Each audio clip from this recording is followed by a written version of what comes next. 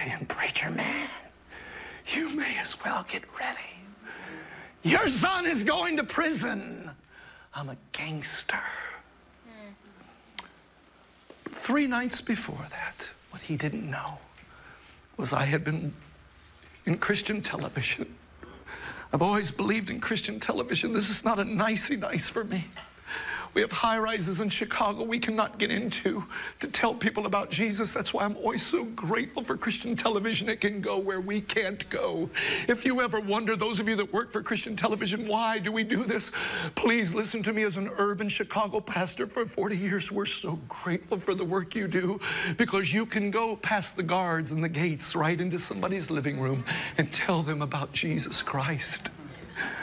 My son stood there threatening me. But what he didn't know was 3 nights before, I had been at Christian television, and a gospel preacher who was pretty raw. He didn't say it all correctly. He didn't care about fluffing it up. He looked at me one night and said, Dan, you need to sow a seed and get it on the altar. Don't you miss this. You need to sow a $1,000 seed and get it on the altar. And I thought, nobody's ever said that to me before. You mean we can start out with 25? He said, you need to sow a $1,000 seed and put it on the altar. Lay a $1,000 seed on the altar for your child's life to turn around.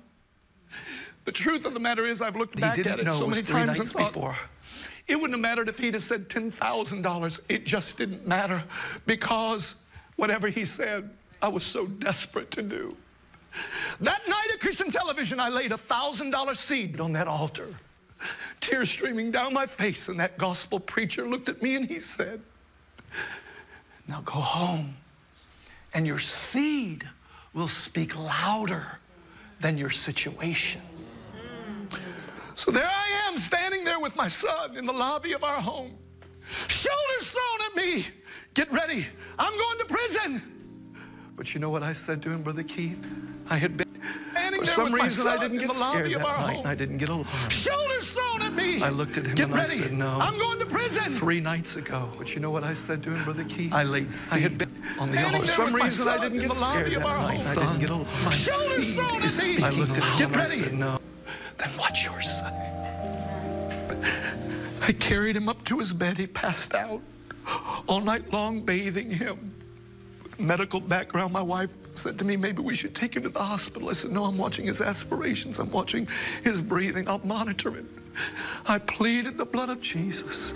How many still believe in pleading the blood of Jesus?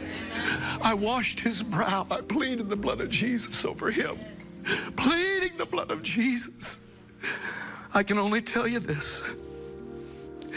That began a turnaround.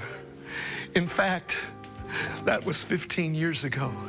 The streets didn't get my son because my seed was speaking louder than my situation. Oh my God, today. In fact, my son became a United States Marine, went to Afghanistan several times, married his little sweetheart, gave me 2 of the most beautiful grandchildren in the world. And then he started preaching the gospel.